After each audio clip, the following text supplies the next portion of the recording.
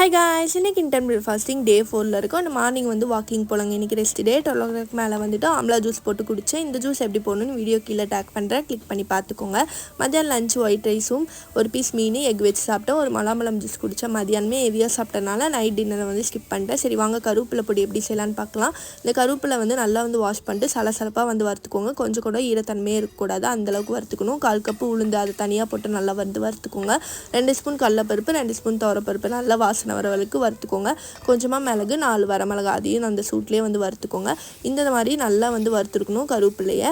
அப்புறம் எல்லாத்தையும் வந்து கூல் டவுன் பண்ணிட்டு மிக்ஸி ஜாரில் ஆட் பண்ணிக்கோங்க. இதில் கொஞ்சமாக வந்து கல்லுப்பு, கொஞ்சமாக வந்து பெருங்காயம் ஆட் பண்ணி நல்லா வந்து பொடி பண்ணிக்கோங்க. இந்த பொடி வந்துட்டு நீங்கள் இட்லிக்கு, தோசைக்கு எல்லாத்துக்கும் தொட்டுக்கலாம்.